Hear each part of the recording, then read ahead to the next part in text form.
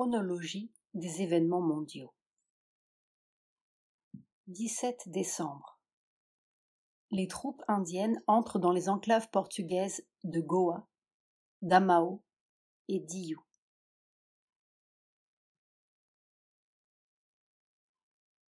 18 décembre 1961. Lettre de Satprem à Mère. Douce mère. Une longue lettre de l'éditeur. Il n'a rien compris, rien senti à ce livre qu'il trouve trop abstrait. Bref, il n'accepterait le livre qu'avec de considérables modifications et explications. Que ta volonté soit faite, avec amour, signé Satprem. Note réponse de mère, jointe à la lettre de Satprem. C'était à prévoir. Mais tu ne vas pas abîmer ton livre pour le leur rendre digestible. Nous le publierons ici en supprimant les images inutiles.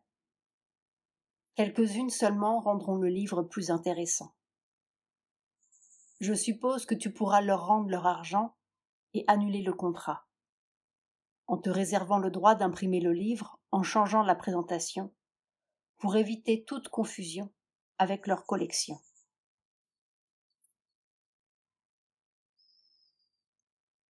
« 20 décembre 1961. Le disciple lit à Mère quelques extraits de la lettre qu'il vient de recevoir de son éditeur à Paris. Voilà, je te passe les précautions oratoires. Cher monsieur, je dois commencer par vous dire que si ce texte est un excellent essai, ce n'est pas, dans son état actuel, un livre pour la série Maître spirituel. Essayons d'énumérer les raisons de cette inadaptation. Tout d'abord, l'impression générale est celle d'un texte abstrait. J'imagine aussitôt tout ce que vous pouvez me répondre, et j'ai si grand-peur des malentendus. Mais je vous assure, en me plaçant ici au point de vue des lecteurs, puisqu'il s'agit encore une fois d'une collection destinée à un grand public que nous commençons à bien connaître, que ce public ne peut pas suivre pendant des pages et des pages des considérations sur ce qu'il faut bien appeler un système philosophique et spirituel.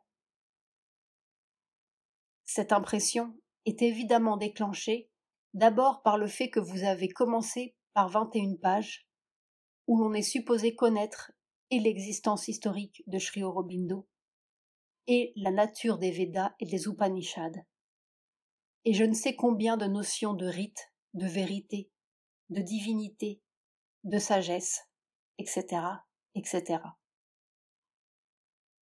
À mon sens, et la solution va vous paraître cruelle, car vous tenez certainement à ces 21 pages, sur le secret du Veda, elle devrait être purement et simplement supprimée. Car tout ce que vous y dites, et qui est très riche de sens, ne peut s'éclairer que quand on a lu la suite.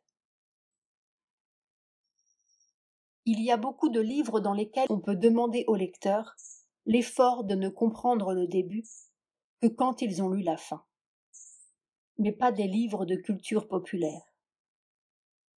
On pourrait envisager une introduction de 3 ou 4 pages pour situer le climat spirituel et le monde culturel dans lesquels a pris place la pensée de Sri Aurobindo. Encore faudrait-il que ce soit suffisamment descriptif et non pas une présynthèse de ce que vous exposez ensuite. D'une manière générale, vous allez sourire en me trouvant bien cartésien, mais nous nous adressons à des lecteurs plus ou moins imprégnés de cartésianisme diffus, et vous pouvez les aider, si vous le voulez, à renverser leur méthode, mais à condition de vous faire comprendre au départ. Vous n'utilisez pas assez l'analyse, et avant l'analyse, la description des réalités analysées. C'est pourquoi les parties de pure analyse philosophique nous paraissent extrêmement longues. et même en dehors du caractère abstrait que présente le chapitre sur l'évolution, qui devrait certainement être plus bref, on y piétine. Après avoir attendu avec patience, et parfois impatience, un éclairage sur l'expérience propre de Sri Aurobindo, on lit avec un véritable étonnement que l'on peut puiser les énergies en haut au lieu de les puiser autour de soi dans la nature matérielle ou dans un sommeil animal, ou que l'on peut modifier son sommeil et le rendre conscient, maîtriser les maladies avant qu'elles n'entrent dans le corps. Le tout tient en moins d'une page, et vous concluez que l'esprit qui était l'esclave de la matière redevient le maître de l'évolution. Mais ce qui a conduit Sri Aurobindo à le penser, les expériences qui lui ont permis de le vérifier, celles qui permettent à d'autres hommes de considérer la méthode comme transmissible, les difficultés, les obstacles, les réalisations, comment ne serait-ce pas l'essentiel de ce qu'il y a à dire pour que le lecteur comprenne? Encore une fois, il s'agit ici d'une pédagogie qui est intimement liée à l'esprit de la collection.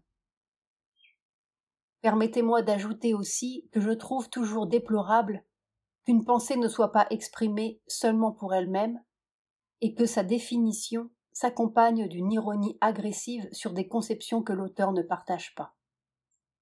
C'est inutile, et cela nuit d'autant plus à la pensée présentée qu'elle l'est en contraste avec des notions caricaturées. Les allusions que vous faites aux conceptions de l'âme, de la création, de la vertu, du péché, du salut, telles que vous croyez pouvoir les évoquer, n'auraient d'intérêt que si le lecteur pouvait retrouver en eux-mêmes ces mêmes conceptions. Mais comme elles sont caricaturées sous votre plume, cela leur donne l'impression d'un contraste trop aisément obtenu entre des idées admirées et d'autres méprisées. Elles le seraient à juste titre si elles correspondaient à quelque chose de réel dans la conscience religieuse de l'Occident. J'ai trop d'estime pour vous et pour le monde spirituel dans lequel vous vivez pour renoncer à vous dire cela par crainte de vous peiner. Amen.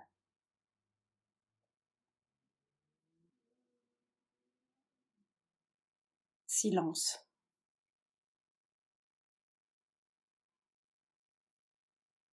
Hier, dans la nuit, Sri Aurobindo m'a dit « Ils n'auraient été contents que si on leur avait donné un bon bagage de miracles douteux. » Je suis en train de traduire de l'anglais. C'est exactement cela. C'est cela qu'ils veulent, qu'on leur raconte des miracles. Moi, je ne crois pas que l'on puisse changer ton livre. Couper des morceaux, ça ne veut rien dire. Si tu me demandais vraiment ce que je ferais, j'en écrirais un autre, en me mettant à leur place. Quelque chose qui puisse montrer un Sri Aurobindo compréhensible. Presque un Sri Aurobindo aimable. C'est-à-dire seulement le côté constructif de son enseignement et sous sa forme la plus extérieure. Sans les notions. Pas philosophiques, mais les notions vraiment spirituelles de son enseignement. Ça, c'est complètement fermé à leur compréhension. Ils ne sont pas prêts. Ils ne sont pas prêts. Silence. Au point de vue européen, Sri Aurobindo est une immense révolution spirituelle qui réhabilite la matière et la création, tandis que dans la religion chrétienne, au fond, c'est une chute. On ne sait pas très bien comment il se fait que ce qui est sorti de Dieu ait pu devenir si mauvais. Mais enfin, il ne faut pas entrer dans une trop grande logique. C'est une chute. La création est une chute. Et c'est pour cela qu'ils sont beaucoup plus facilement convaincus par le bouddhisme.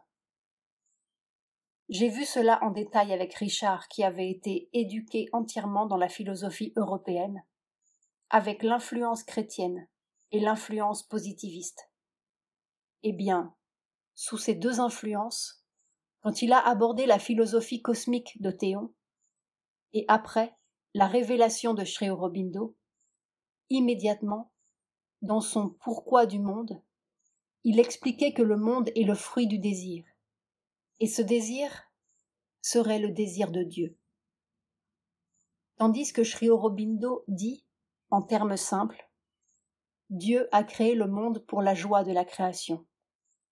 Ou plutôt, il a sorti le monde de lui-même pour la joie de vivre une vie objective.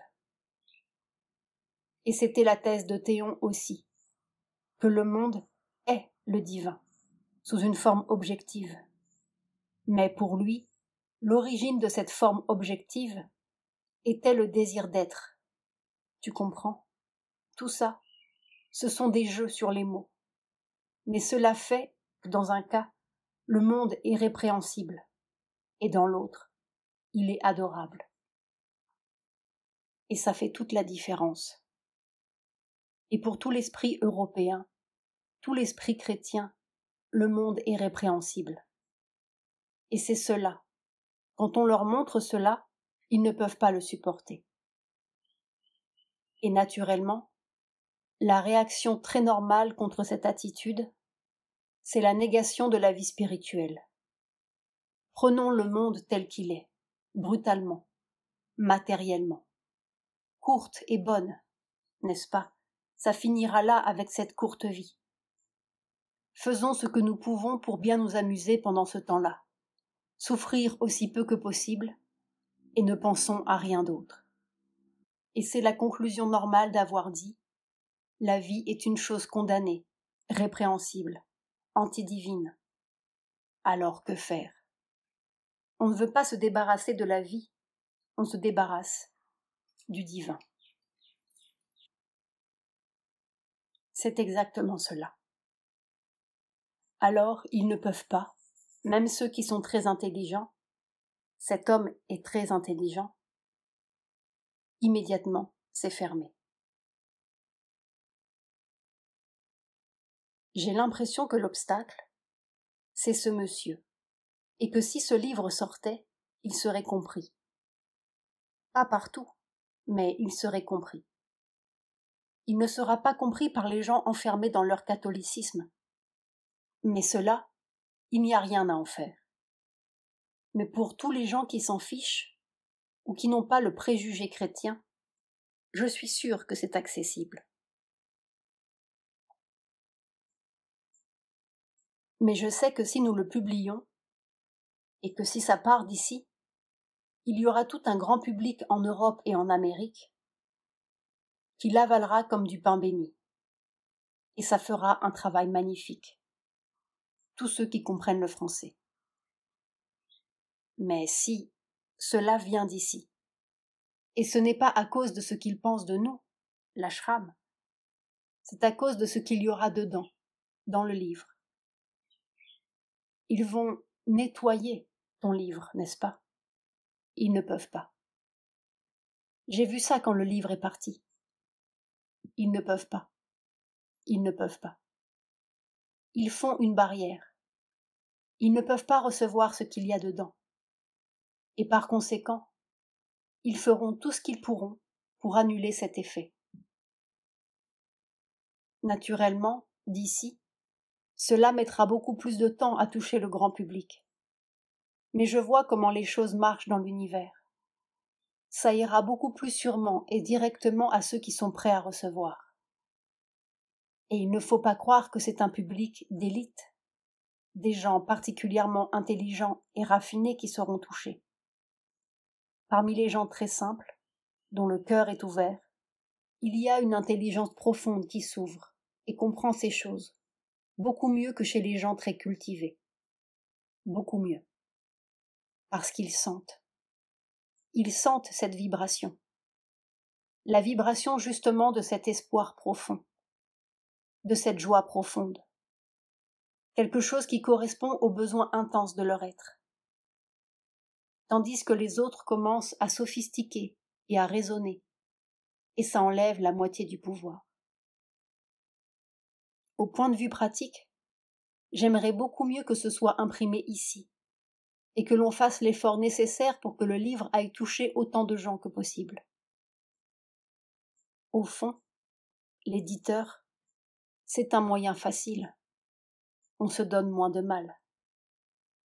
Mais ce n'est pas du tout le meilleur moyen.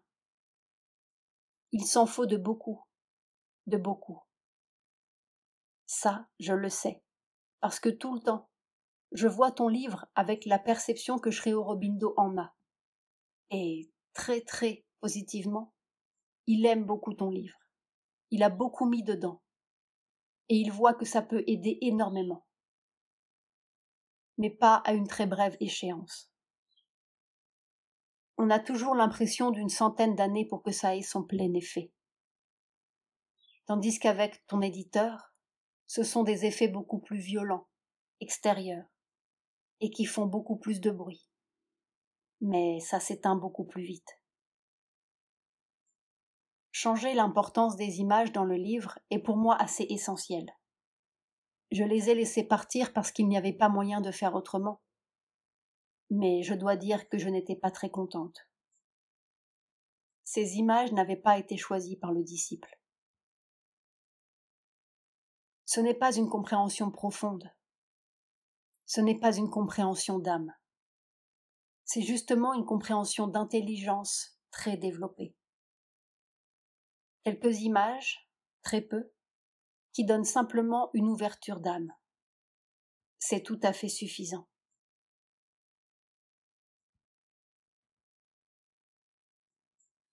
Silence. Reste une chose. Il est évident que, malgré leur obstruction au point de vue spirituel profond, ils représentent une certaine bonne volonté. Et que cette bonne volonté peut être utilisée et doit être reconnue. Il faut lui donner une place. C'est pour cela que je te disais d'écrire un livre sur un plan beaucoup moins élevé. Un livre, comme moi, je pourrais en écrire un si j'écrivais. Mais mère, c'est-à-dire, tu sais comment moi j'écris. C'est toujours comme ça. On a toujours l'impression. Il n'y a que toi qui puisses écrire ça. Non, non, je ne crois pas. C'est seulement une attitude à prendre. Non, douce mère, c'est une question d'expérience. Il faut écrire avec l'expérience profonde tout le temps. Oui, oui, mais moi je n'ai pas cela. J'ai une perception comme ça, mais la vraie expérience, je ne l'ai pas. Enfin, je veux bien, douce mère, si tu crois que je suis capable de faire cela. Moi, je crois. Évidemment, mon livre serait, je dirais en anglais, What I have known of Sri Aurobindo. Ce que j'ai connu de Sri Aurobindo. Et je le pense tout là-haut. Ce que j'ai connu de Sri Aurobindo, c'est ce que j'ai pu percevoir de l'avatar, ce qu'il représente. C'est comme cela que je le vois. Et alors, mis comme cela, what I have known, avec un minimum d'événements extérieurs, tout petit minimum, et toutes les expériences des rencontres. À ce moment-là, ça a ouvert ça. À ce moment-là, je me suis aperçue de ça. À ce moment-là, j'ai vu ça, senti ça. À ce moment-là, j'ai été capable de faire ça. Et tout cela, c'était Sri Aurobindo.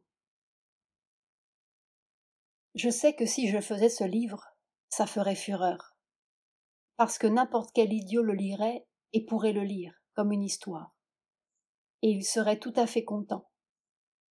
Et puis, il ne s'apercevrait pas que ça le prend au-dedans, et qu'il est en train de changer.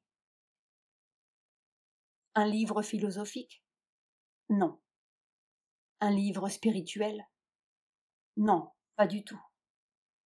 Un bon petit livre de bon sens. Et voilà.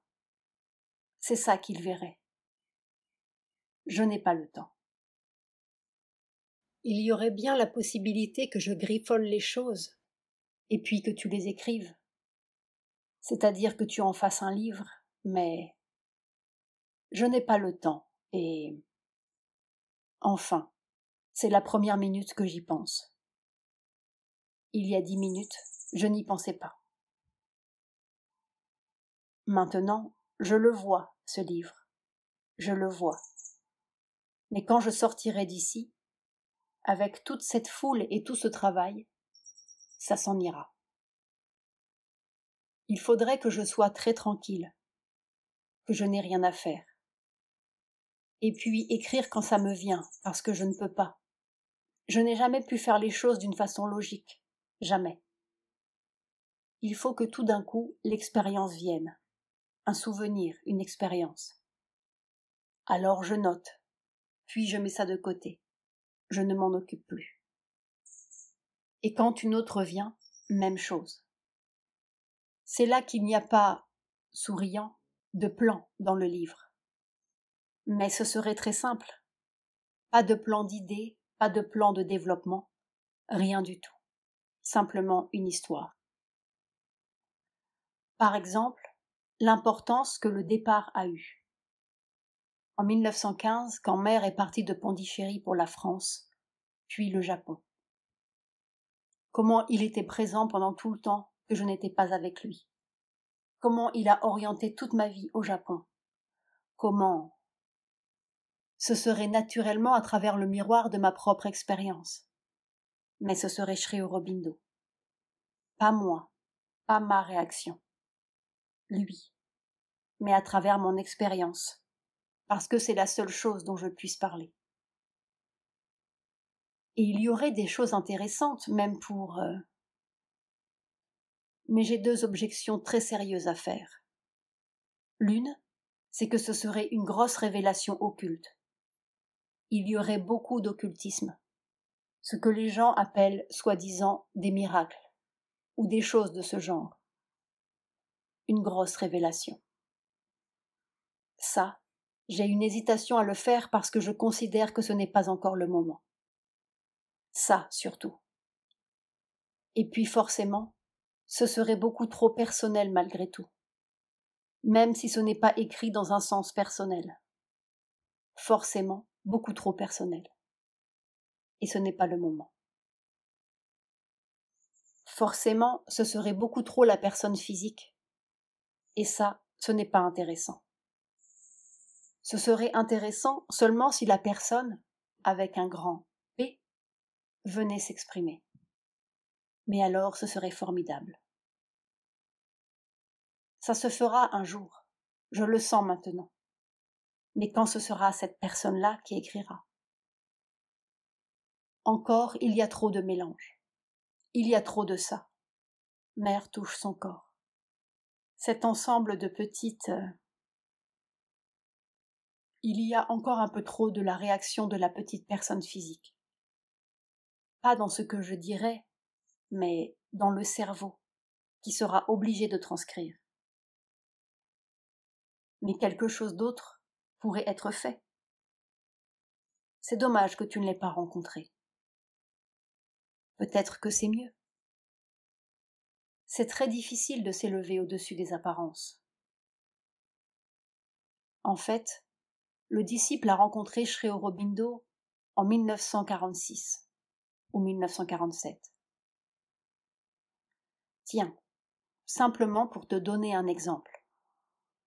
Au moment où j'avais commencé à travailler, pas avec Théon personnellement, mais en France, avec une relation à lui, un garçon qui était un camarade à mon frère, Témanlis. Eh bien, à ce moment-là, j'ai eu une série de visions. Et plusieurs de ces visions, note que je ne savais rien de l'Inde, rien, comme les gens d'Europe n'en savent rien. C'est un pays avec des gens qui ont des habitudes et des religions, et une histoire confuse, imprécise, et il y a beaucoup de choses extraordinaires qui se sont passées là, et dont on a parlé. Voilà. C'est-à-dire que je ne connaissais rien. Et alors je voyais. J'ai vu dans ces visions Sri Aurobindo tel qu'il était physiquement, mais glorifié. C'est-à-dire le même homme, tel que je devais le voir la première fois, presque maigre, avec une couleur dorée bronzée, et ce profil un peu aigu, cette barbe folle, ces longs cheveux, habillé d'un dhoti, et le pan du dhoti ramené sur l'épaule, les bras nus et une partie du corps nu, les pieds nus. À ce moment-là, je croyais que c'était un costume de vision. C'est-à-dire que je ne savais rien de l'Inde. Je n'avais jamais vu des Indiens habillés à l'indienne. Donc je l'ai vu. Et c'était à la fois des visions symboliques et des faits spirituels. Des expériences et des faits spirituels tout à fait décisifs, de rencontres et de perceptions unies de l'œuvre à accomplir. Et dans ces visions, j'ai fait une chose que physiquement, je n'avais jamais faite. Je me suis prosternée, et à la manière hindoue. Et tout cela sans aucune compréhension dans le petit cerveau. Compréhension, c'est-à-dire que je savais vraiment ce que je faisais, comment je le faisais. Rien du tout. Je faisais, et en même temps, il y avait l'être extérieur qui se demandait. Qu'est-ce que c'est que tout ça? Cette vision-là, je l'avais notée, ou je l'ai peut-être notée plus tard. Mais je n'en avais jamais parlé à personne. Naturellement, ce sont des choses qu'on ne raconte pas. J'avais seulement l'impression que c'était prémonitoire, qu'un jour quelque chose comme cela se passerait. Et c'était resté in the background of the consciousness, à l'arrière-plan de la conscience. C'est-à-dire que c'était là, pas actif, mais constant. Théon, lui, avait une longue robe, pas du tout comme celle-là, violette. Et c'était un Européen. Il devait être russe, je n'en suis pas sûre. Il était ou polonais ou russe. Mais j'ai l'impression qu'il était plus certainement russe et d'origine juive, et qu'il avait dû partir de son pays. Il n'a jamais rien dit à personne. C'est seulement une impression. Quand je l'ai vu, j'ai vu que c'était un être qui avait beaucoup de pouvoir. Il y avait une certaine analogie. Il était assez grand, à peu près de la même taille que Sri Aurobindo. Pas un homme grand, un homme moyen. Et mince, maigre, avec un profil très analogue.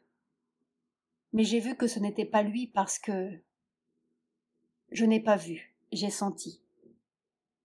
Quand je l'ai reconnu, quand je l'ai rencontré, il n'y avait pas cette vibration. Et pourtant, c'est lui qui d'abord m'a enseigné les choses. Et je suis allée 2 années de suite à Tlemcen. Et j'ai travaillé. Mais il y avait toujours cette autre chose qui était là, en arrière, dans la conscience. Et alors, quand Richard est venu ici, il a rencontré Sri Aurobindo. Parce qu'il était hanté par l'idée de rencontrer le maître, le gourou, le grand instructeur. Il a rencontré Sri Aurobindo qui ne voyait personne. Il était ici en cachette. Et qui l'a vu, sur son insistance. Richard est revenu avec une photographie. C'était une de ses photographies du commencement. Il n'y avait rien dedans. C'était rien. Ça ne ressemblait pas du tout à ce que j'avais vu. C'était le reste de l'homme politique. Je ne l'ai pas reconnu. Je me suis dit, c'est drôle, c'est pas ça. Parce que je n'avais qu'une vision extérieure. Je n'ai pas eu de contact dedans. Mais tout de même, j'avais la curiosité de le rencontrer. En tout cas, je ne peux pas dire qu'en voyant cette photographie, j'ai senti « c'est celui-là ». Pas du tout.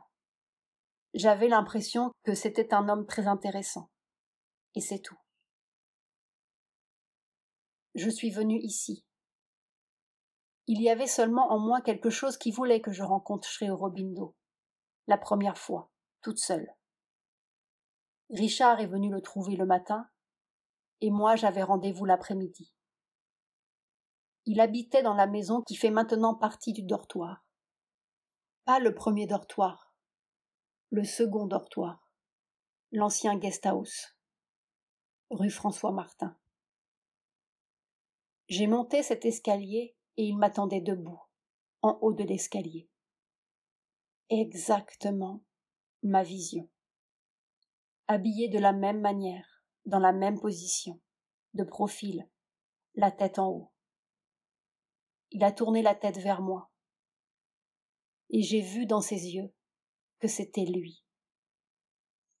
Les deux choses ont fait comme ça. Hop! Geste de choc instantané.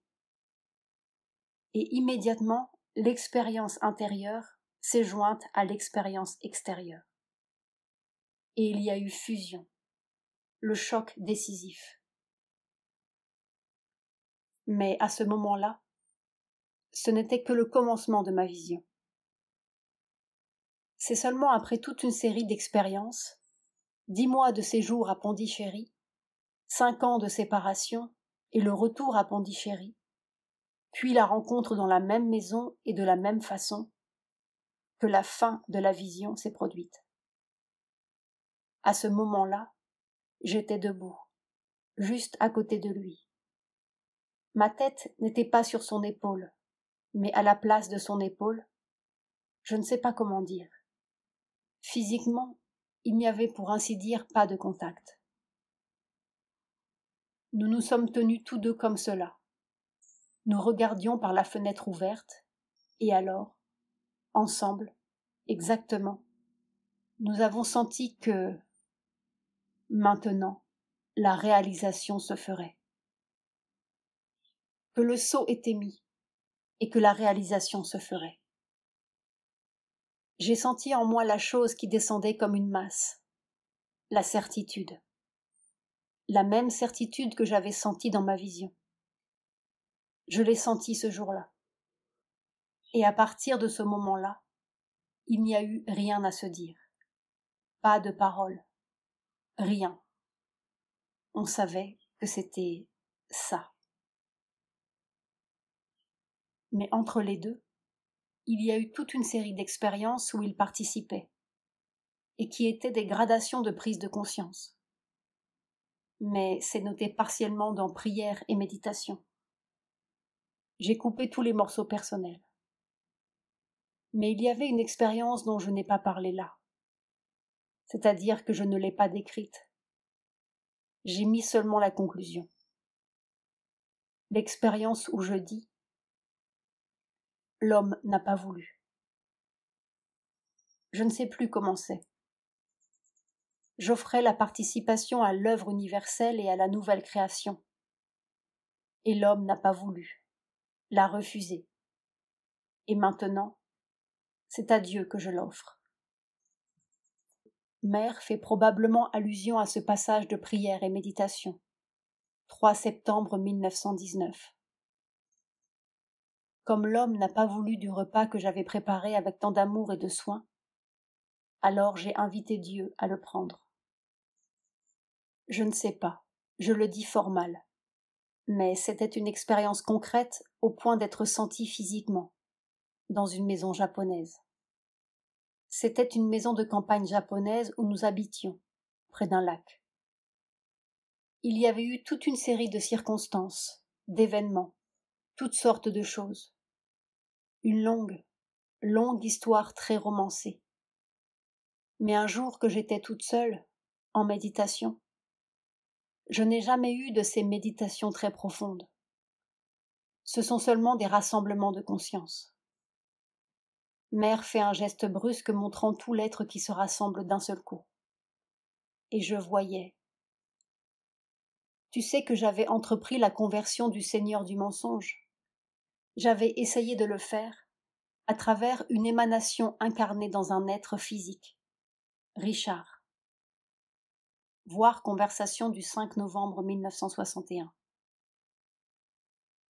Et le grand, grand effort a été pendant les 4 années de séjour au Japon. Et les 4 années se terminaient, et une certitude absolue, intérieure, qu'il n'y avait rien à faire, que ce n'était pas possible de cette façon, il n'y avait rien à faire. Et j'étais comme cela, toute concentrée, demandant au Seigneur. Voilà, je t'ai fait serment de faire cela. J'avais dit, même s'il faut descendre dans l'enfer, je descendrai dans l'enfer pour le faire. Maintenant, dis-moi ce qu'il faut que je fasse. Évidemment, le pouvoir était là. Tout d'un coup, tout s'est immobilisé en moi.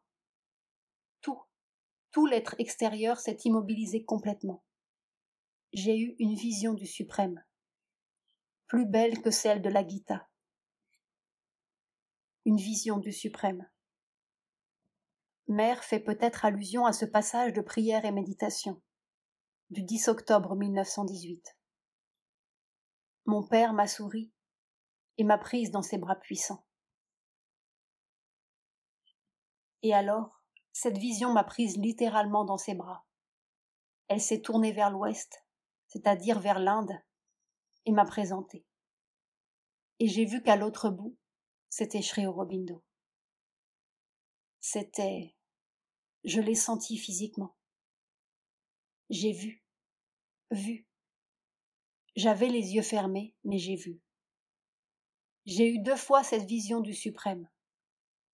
Une fois ici, longtemps après, mais cette fois-là, c'était la première fois. Indescriptible.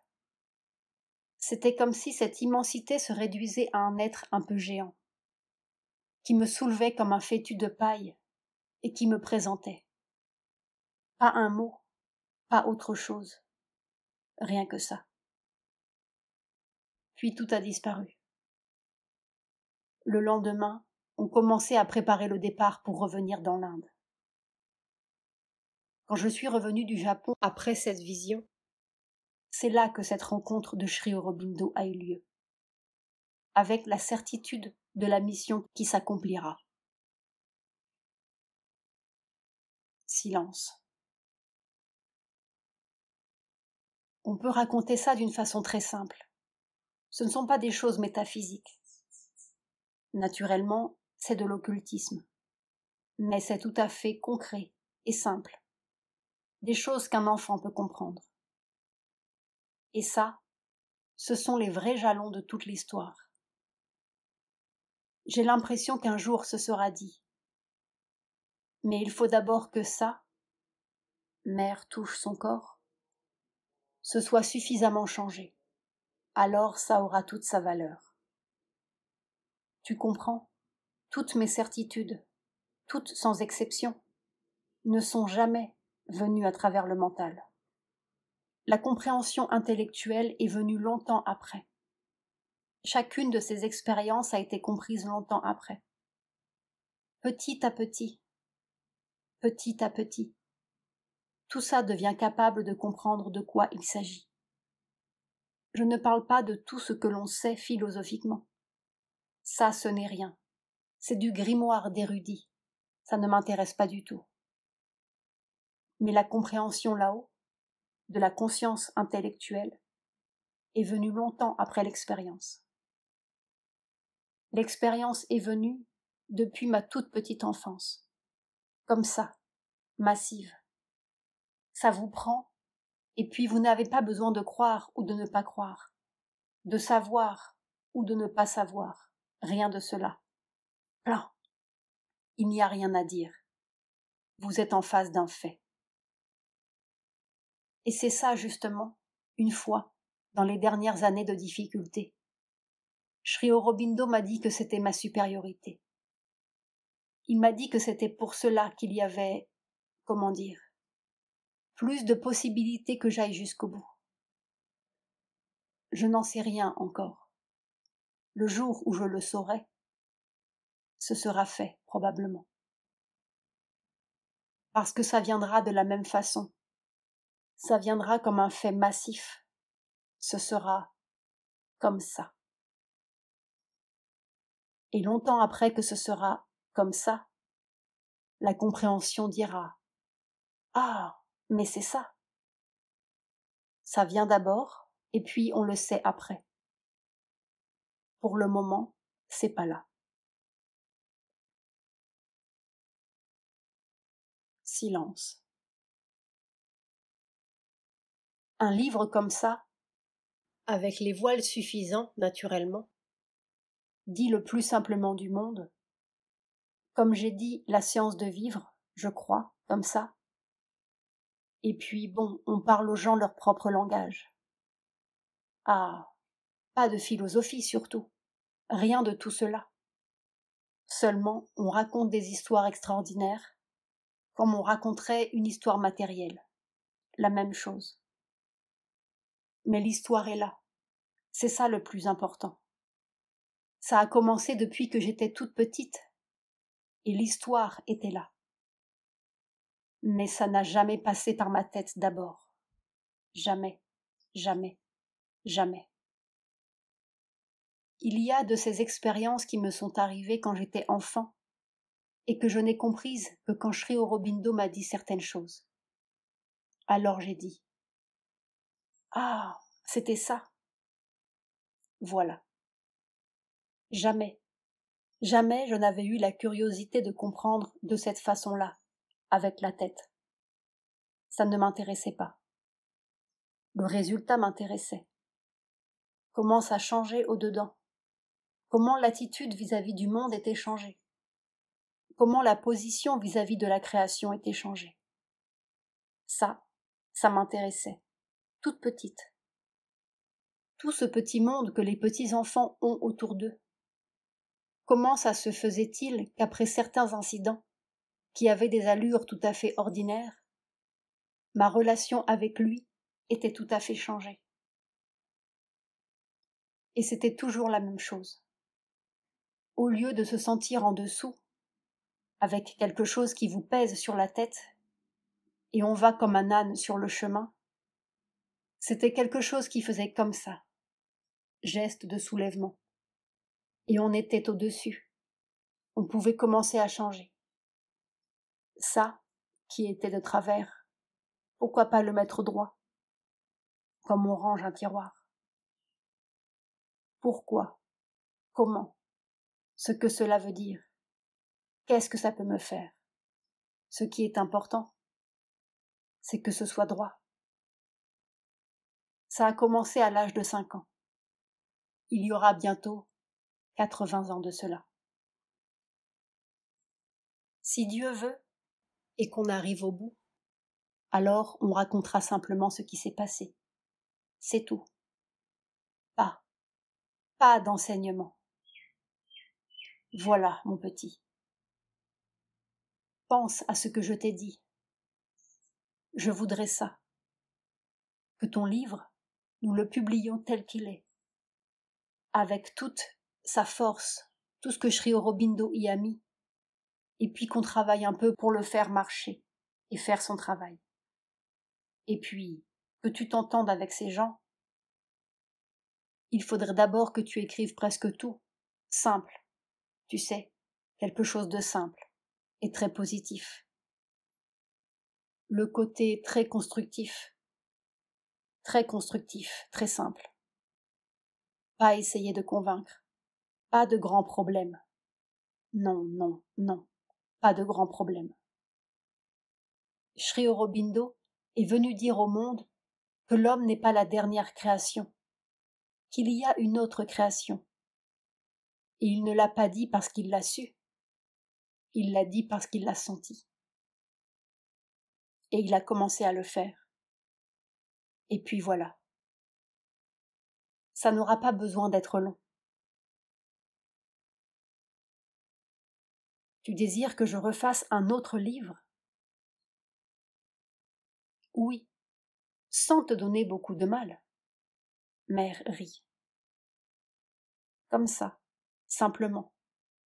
Si tu veux, si tu sens. Tu comprends ce que je veux dire? Un livre qui soit vrai, en ce sens que tu ne diras rien qui ne soit parfaitement vrai, mais sur un plan accessible, pas à l'homme supérieur, accessible au brave homme qui trouve que vraiment la vie n'est pas bonne et pas agréable, et qui se demande s'il n'y aurait pas moyen que ce soit mieux, sans grande spéculation. Il y a des choses de Sri Aurobindo comme cela, dans son livre, On Himself. Il y a beaucoup de choses. Tu verras, mon petit, si tu sens, si tu le sens. Et l'écrire dans une détente, comme ça. Et puis, on donnera de jolies petites photos, de revues illustrées. Ce serait une très plaisante réponse. Ah, c'est cela que vous voulez? Mais voilà, comment donc? Seulement je réclame le droit de publier mon premier livre. Mais je ne vous ferai pas concurrence parce que ce sera publié en Inde. C'est nous qui le publierons. Voilà, rendez-moi mon manuscrit, on vous fera quelque chose de bien gentil. Et note que ça peut être d'une très grande beauté dans sa simplicité, et d'une beauté que les gens qui ont du chagrin peuvent sentir, que les gens qui sont fatigués de la vie peuvent sentir, que les gens qui ont la tête cassée de tous ces raisonnements et de tous ces dogmes peuvent sentir, les gens qui sont fatigués de trop bien penser. Moi, je suis la première. Il n'y a rien qui me fatigue plus que les philosophes.